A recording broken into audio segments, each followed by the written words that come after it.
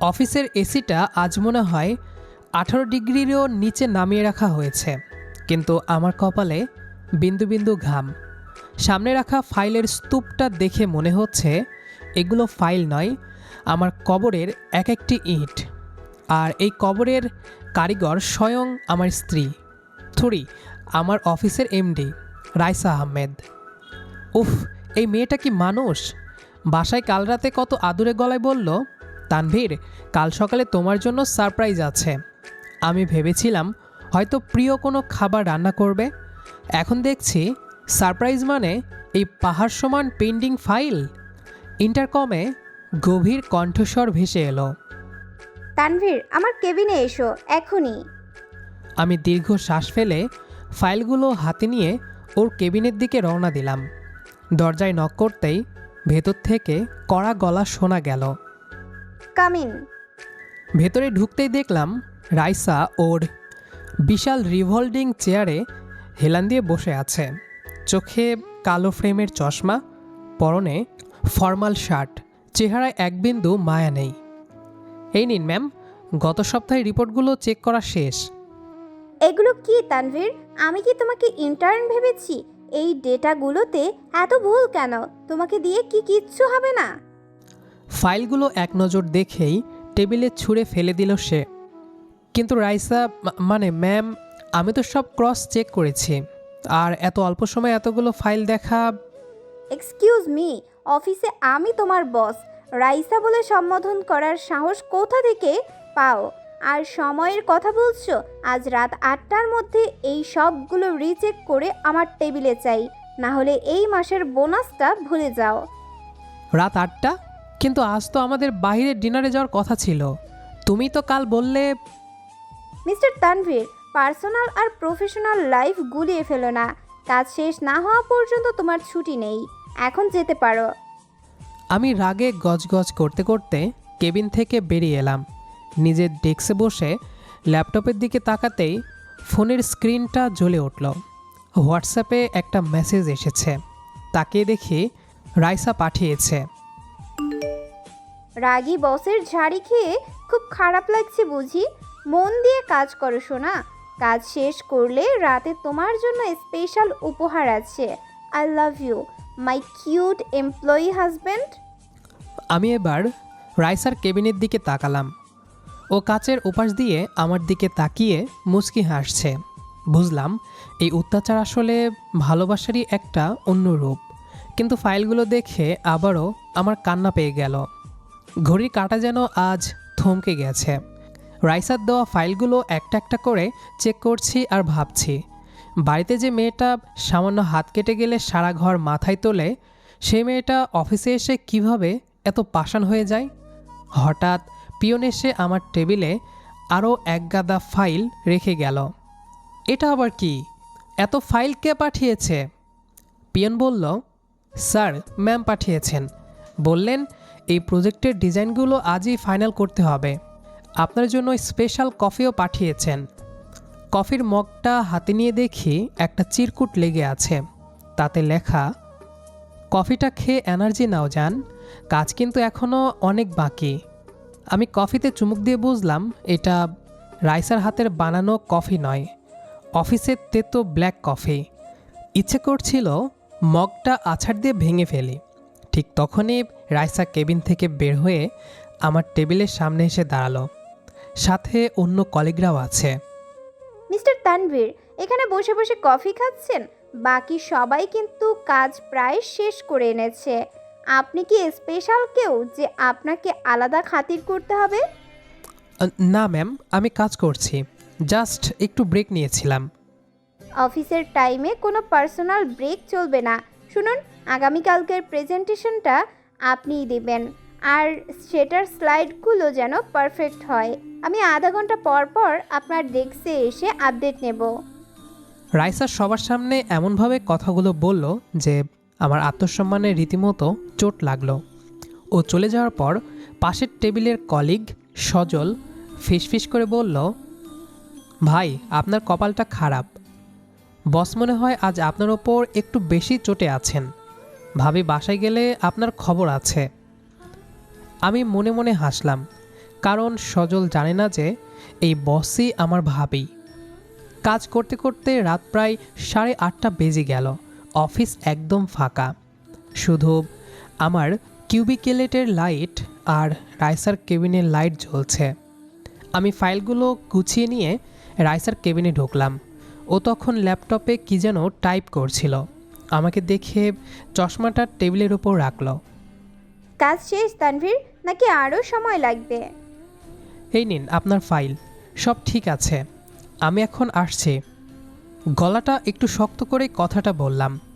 রাইসা মনে করে আমি হয়তো রাগ করেছি।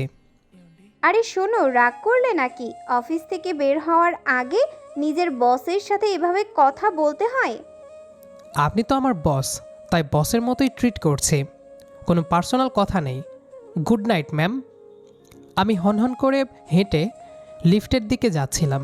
পেছন থেকে রাইসার হিল জুতার আওয়াজ পাচ্ছিলাম। ও দৌড়ে এসে আমার হাতটা ধরল। লিফটের ভেতর তখন আমরা দুজন ছাড়া আর কেউ নেই। হলে বাবা রে, আমার বাবুটা দেখি অনেক রাগ করেছে। সরি তানভীর, আসলে অফিসের সবার সামনে তোমাকে একটু শাসন না করলে ডিসিপ্লিন থাকে না। শাসন?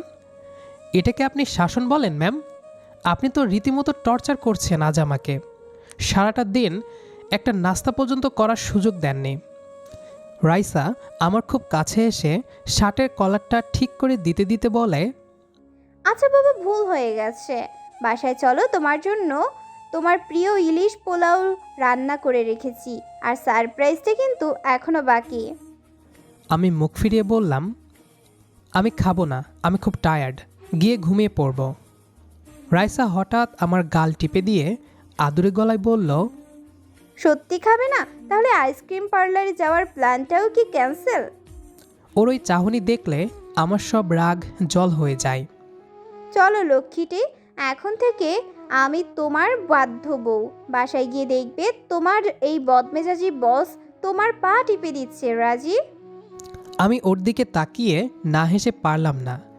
এই এক আজব মেয়ে, অফিসে বাঘিনী আর অফিসের বাইরে বিড়াল। আমরা দুজন হাত ধরাধরি করে পার্কিং লটের দিকে এগিয়ে গেলাম, কিন্তু মনে মনে একটা জেদ চাপল। বাসায় গিয়ে আজ ওকে একটু কড়া শাসনে রাখতে হবে। পরের দিন অফিসে গিয়ে দেখি পরিবেশ একদম থমথমে। গতকালের চেয়েও দ্বিগুণ ফাইল সবার টেবিলে। জানলাম সামনের সপ্তাহে বড় একটা ফরেন ইনভেস্টর আসবে, তাই সব প্রজেক্টের কাজ এখনই শেষ করতে হবে। আমি আমার ডেস্কে বসতে না বসতেই রাইসার ফোন এলো। তানভীর, দ্রুত কনফারেন্স রুমে এসো, বড় একটা ঝামেলা হয়েছে। আমি দ্রুত কনফারেন্স রুমে ঢুকলাম। দেখলাম রাইসা কপালে হাত দিয়ে বসে আছে। ওর চোখে মুখে দুশ্চিন্তার ছাপ স্পষ্ট। অফিসের বাকি টিম মেম্বাররাও ঘামছে। আমাদের মেইন ডিজাইনারের পিসি ক্র্যাশ করেছে, তার সব ফাইল ডিলিট হয়ে গেছে। কিন্তু আগামীকাল সকাল 10টায় আমাদের ক্লায়েন্টের কাছে প্রেজেন্টেশন দিতেই হবে। এটা আমাদের কোম্পানির জন্য করো অথবা মরো পরিস্থিতি। রাইসার টেনশন দেখে নিজের রাগ সব ভুলে গেলাম। আমি রাইসাকে বললাম, শান্ত হও রাইসা, সজল আর তয়নকে বলো ব্যাকআপ ফাইলগুলো খুঁজতে। আর আমি হার্ড কপি দেখে নতুন করে ডিজাইনগুলো রিড্রাফট করছি। কিন্তু তানভীর, হাতে মাত্র 10 ঘন্টার সময়, এটা কি সম্ভব? আমি তো ভাবছি ক্লায়েন্টকে ডেট চেঞ্জ করার কথা বলবো। একদম না, ডেট চেঞ্জ করলে ইমপ্রেশন খারাপ হবে। তুমি বরং আমার সাথে বসো, আমরা দুজন মিলে করলে অবশ্যই সম্ভব।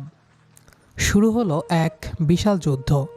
পুরো অফিস যখন লাঞ্চ ব্রেকের জন্য বাইরে গেল, আমরা দুজন তখন কনফারেন্স রুমে ল্যাপটপ নিয়ে যুদ্ধ করছি।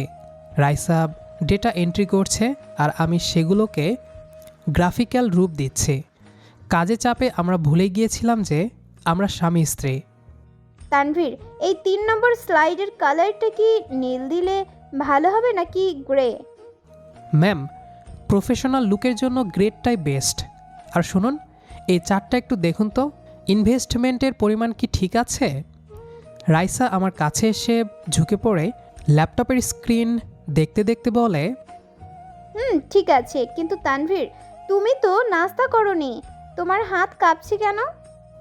আপনার ফাইল আর ডেডলাইনের জ্বালায় আমার খাওয়ার সময় আছে নাকি ম্যাম? একটু থামুন, এই লোগোটা বসিয়ে নিই। রাইসা হঠাৎ আমার হাতটা চেপে ধরল। ওর হাতের স্পর্শে আমার ক্লান্তি যেন এক মুহূর্তের জন্য হাওয়া হয়ে গেল। ও পাশের ব্যাগ থেকে একটা স্যান্ডউইচের প্যাকেট বের করলো। নাও, আমি যখন ল্যাপটপে কাজ করছি তখন তুমি এক হাত দিয়ে এটা খেয়ে নাও। আমি জানি তুমি বড্ড একগুঁয়ে, নিজে থেকে খাবে না। আমি অবাক হয়ে ওর দিকে তাকালাম। এই অফিসের বাঘিনী বস এখন আমার মুখে স্যান্ডউইচ তুলে দিচ্ছে। আমি এক কামড় দিতেই ও মিষ্টি করে হাসল। থ্যাংক ইউ তানভীর, তুমি না থাকলে আজ আমি হয়তো ভেঙে পড়তাম। অফিসের বস হতে পারি, কিন্তু তোমার সাহায্য ছাড়া আমি আসলেই অসম্পূর্ণ। আপনি তো বস, আমাকে অর্ডার করলেই তো পারতেন, এত ইমোশনাল হওয়ার কি আছে? চুপ করো, কাজ করো এখন। ভালোবাসা শুধু ডিনারে সীমাবদ্ধ থাকে না তানভীর, বিপদে পাশে থাকাই আসল ভালোবাসা। আমরা বিকেল থেকে রাত অবধি একটানা কাজ করলাম। মাঝে মাঝে রাইসা বিরক্ত হয়ে ল্যাপটপ সরিয়ে রাখতে যাচ্ছিল, কিন্তু আমি ওকে উৎসাহ দিয়ে আটকে রেখেছি। ওর ক্লান্তিতে চোখ বুজে আসছিল। আমি ওর কপালে আলতো করে একটা চুমু দিয়ে বললাম, আর মাত্র 2 ঘন্টা রাইসা, আমরা প্রায় শেষ করে ফেলেছি। রাইসা আমার কাঁধে মাথা রাখল। অফিসের সিসিটিভি ক্যামেরার তোয়াক্কা না করেই ও আমাকে জড়িয়ে ধরল। তানভীর, জানো আমার খুব গর্ব হচ্ছে এটা ভেবে যে আমার স্বামী আমার সব থেকে বড় শক্তি। কাল প্রেজেন্টেশন সাকসেসফুল হলে আমি তোমাকে 1 সপ্তাহের ছুটি দিব, কথা দিলাম। সত্যি? শুধু ছুটি, আর কিছু না? আর যা যা চাইবে সব। এবার কাজটা শেষ করো প্লিজ। রাত 12টা। যখন ফাইনাল ফাইলটা সেভ করলাম তখন রাইসা আমার কাঁধে মাথা রেখেই ঘুমিয়ে পড়েছে। ওর শান্ত মুখটা দেখে মনে হলো এই অফিসের বস যখন রোমান্টিক বউ হয়ে পাশে থাকে তখন পৃথিবীর যে কোনো কঠিন কাজ সহজ হয়ে যায়। আমি ওকে ডাকলাম না, বরং ওর ঘুমন্ত মুখটার দিকে তাকিয়ে রইলাম। কালকের জয়টা আমাদের দুজনেরই হবে। রাত তখন 1:30। রাইসা তখনও আমার কাঁধে মাথা রেখে অঘরে ঘুমাচ্ছে। ক্লান্তিতে ওর চোখের পাতা কাঁপছে। অফিসের এই নীরবতায় ল্যাপটপের নীল আলোয় ওকে দেখতে ঠিক যেন একটা দেবীর মতো লাগছে। মাঝে মধ্যে মনে হয় এই মেয়েটা আর অফিসের সেই কড়া মেজাজি বস রাইসা কি আসলেও এক? যারা আমাদের অফিস আর বাসায় এই 2 রূপ দেখেছে তারা হয়তো পাগল হয়ে যাবে। ভাবছেন তো কিভাবে আমাদের এই অদ্ভুত সম্পর্ক শুরু? প্রিয় পাঠকরা, গল্পটা তাহলে খুলেই বলি। রাইসা আর আমি কিন্তু একই ভার্সিটিতে পড়তাম। ও ছিল আমার 1 বছরের সিনিয়র। তখন থেকেই ও খুব ডমিনেটিং স্বভাবের। ভার্সিটির ডেভিড ক্লাসের প্রেসিডেন্ট ছিল ও, আর আমি ছিলাম সাধারণ একজন মেম্বার। ওর সেই ধারালো যুক্তি আর বক্তব্য দেখে আমি প্রথম দিকেই কুপোকাত হয়েছিলাম, কিন্তু সাহস করে বলতে পারিনি। মজার ব্যাপার হলো আমাদের লাভ স্টোরি শুরু হয়েছিল একটা ঝগড়া দিয়ে। একদিন ক্যান্টিনে সিট রাখা নিয়ে ওর সাথে আমার তুমুল তর্ক হয়। ও তো রেগে আগুন। আমাকে বলেছিল, তর্ক করার আগে যোগ্যতা অর্জন করো তানভীর। সেই জেদ থেকেই আমি ওর ছায়ার মতো লেগে থাকতাম। 1 বছর পর যখন ও গ্র্যাজুয়েশন শেষ করে বের হচ্ছিল সেদিন আমি সাহস করে ওকে আটকেছিলাম। সেদিন আমি ওকে সরাসরি বলেছিলাম, রাইসা আপু, আপনার ওই জেদটা আমার খুব ভালো লাগে। আপনি কি সারা জীবন আমার ওপর এভাবেই হুকুম চালাবেন? রাইসা প্রথমে অবাক হয়ে তাকিয়েছিল, তারপর খিলখিল করে হেসে দিয়ে বলেছিল, আমার হুকুম সহ্য করার ক্ষমতা আছে তো?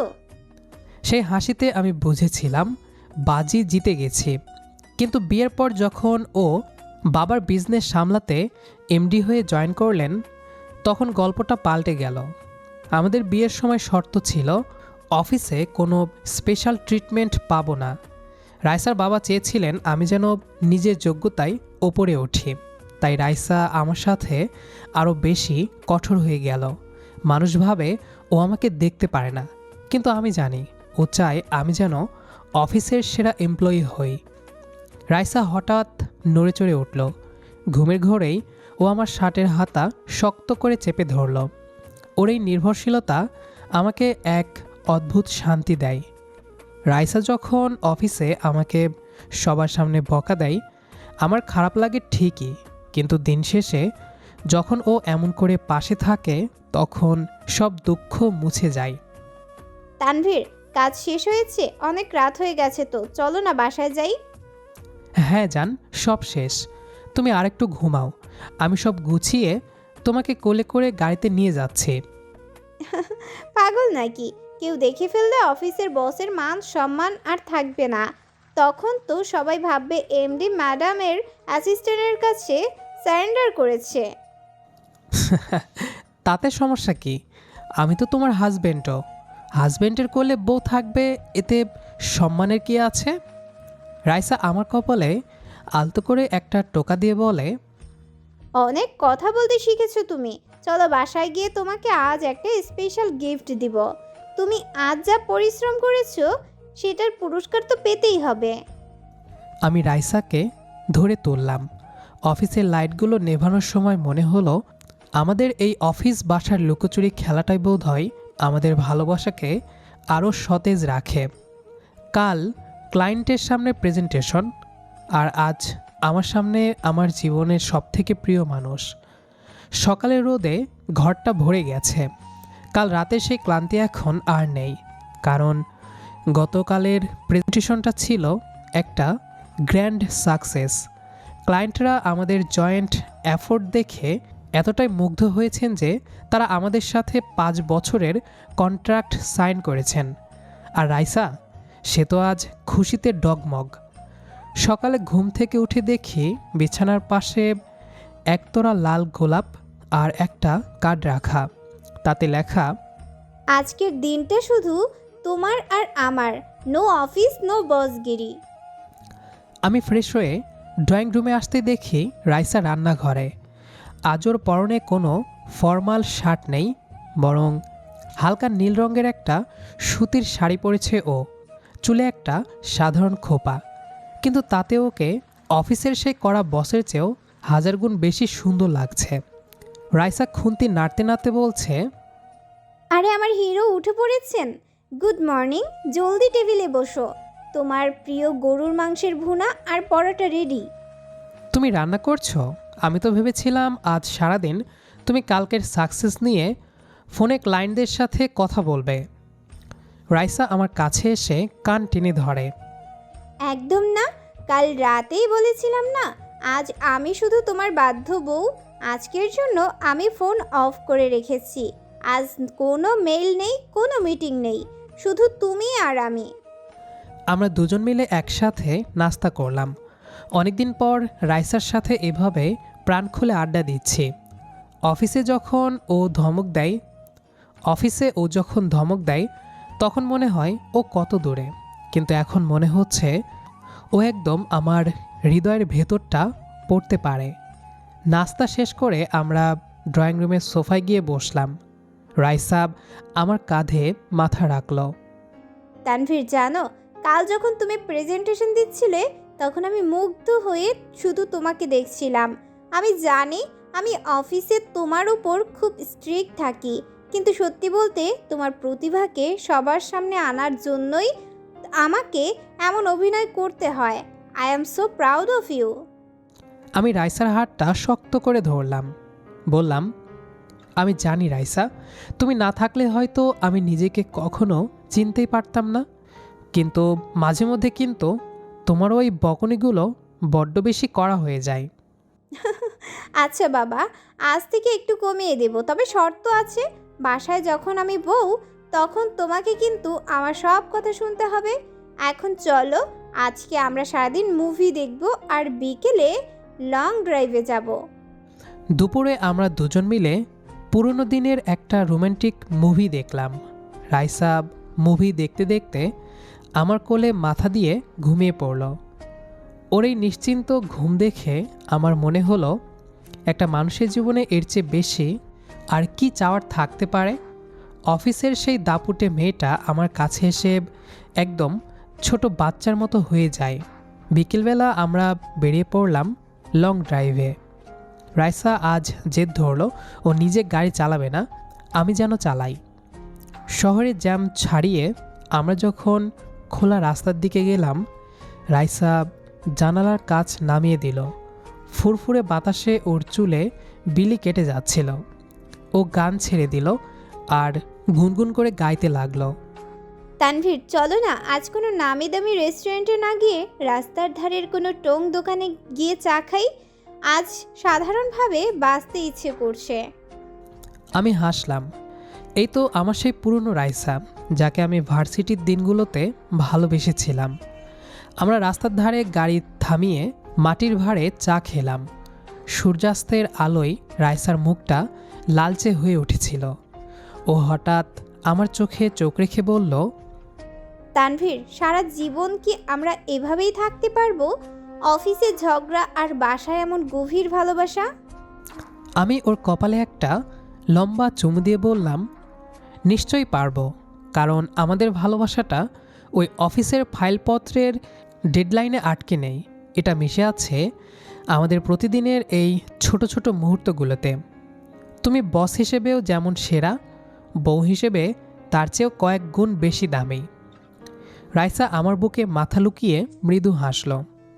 আজকের এই দিনটা আমাদের জীবনের অন্যতম সুন্দর একটা দিন হয়ে থাকবে। কাল আবার অফিসে ফিরতে হবে।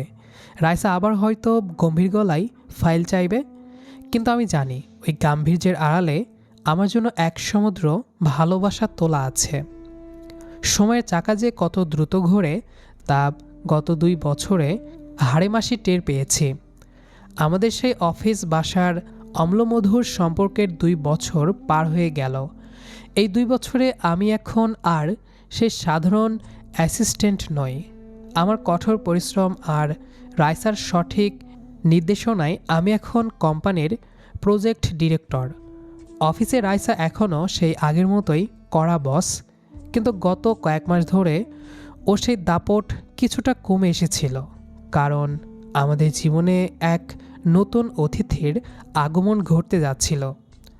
আজ আমি হাসপাতালের করিডোরে পায়চারি করছি, কপালে ঘাম, বুকটা দুরু দুরু কাঁপছে। অফিসের কোনো বড় প্রেজেন্টেশনের সময়ও আমি এত ভয় পাইনি আজ যতটা পাচ্ছি। ঠিক তখনই ভেতর থেকে নার্স বেরিয়ে এলেন। তার কোলে একটা তুলতুলে ছোট্ট ফুটফুটে শিশু। অভিনন্দন মিস্টার তানভীর, আপনি এক সুন্দর পুত্র সন্তানের বাবা হয়েছেন। মা এবং সন্তান দুজনে সুস্থ আছেন। মুহূর্তের মধ্যে আমার সব দুশ্চিন্তা উধাও হয়ে গেল। আমার চোখের কোণে আনন্দের জল টলমল করে উঠল। আমি কাঁপা কাঁপা হাতে আমার ছেলেকে কোলে নিলাম। এই ছোট ছোট হাত পা, এই অদ্ভুত মায়া। মনে হলো পৃথিবীর সব ফাইলপত্র আর সাকসেস আজ এই এক মুহূর্তের কাছে তুচ্ছ। একটু পরে আমাকে ভেতরে যাওয়ার অনুমতি দেওয়া হলো। কেবিনে ঢুকে দেখি রাইসা শুয়ে আছে। ওর চেহারায় ক্লান্তির ছাপ থাকলেও চোখে এক অপার্থিব তৃপ্তি। আমাকে দেখে ও মৃদু হাসল। আমি ওর পাশে গিয়ে বসলাম এবং ওর কপালে আলতো করে একটা চুমু খেলাম। দেখলে তো তানভীর, আমি বলেছিলাম না আমাদের জীবনের সবচেয়ে বড় প্রজেক্টটা আমরা সফলভাবে শেষ করব। হ্যাঁ রাইসা, কিন্তু এই প্রজেক্টে তো সব ক্রেডিট তোমার। তুমি যে কষ্ট সহ্য করেছ তা আমি কোনোদিন শোধ করতে পারবো না। শোনো মিস্টার ডিরেক্টর, এখন থেকে কিন্তু তোমার ডিউটি ডাবল হয়ে গেল। অফিস সামলানোর পাশাপাশি এখন থেকে বাচ্চার নাপি চেঞ্জ করা আর রাত জেগে ওকে রাখা, এগুলো সব তোমার ওভারটাইম কাজ। আর মনে রেখো, আমি কিন্তু তোমার বস, কোনো অজুহাত চলবে না। আমি খিলখিল করে হেসে উঠলাম। রাইসা মা হওয়ার পরও ওর সেই বসগিরি সত্তাটা ছাড়তে পারেনি। তবে আমি জানি এই হুকুমের আড়ালে লুকিয়ে আছে এক নিটল ভালোবাসা। আজ 2 বছর পর পেছনে ফিরে তাকালে মনে হয় জীবনটা কত বৈচিত্র্যময়। আমার বউ যখন অফিসে গম্ভীর হয়ে আমাকে ঝাড়ি দেয় তখন আমি মনে মনে হাসি, কারণ আমি জানি এই মেয়েটাই বাসায় ফিরে আমার জন্য অধীর আগ্রহে অপেক্ষা করে। আমাদের মধ্যে ঝগড়া হয়, মান অভিমান হয়, অফিসের কাজের চাপ নিয়ে তর্ক হয়, কিন্তু দিন শেষে আমাদের মিলনস্থল ওই একটাই, ভালোবাসা। কি ভাবছো অত তানভীর? আমাদের ছেলের নাম কি রাখবে ঠিক করেছো, নাকি ওটার জন্য আমাকে মিটিং ডাকতে হবে?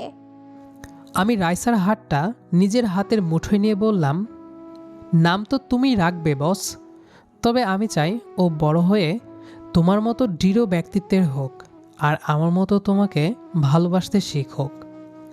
রাইসা আমার কাঁধে মাথা রাখল। বাইরে তখন গোধূলি আলো আকাশকে রাঙিয়ে দিয়েছে।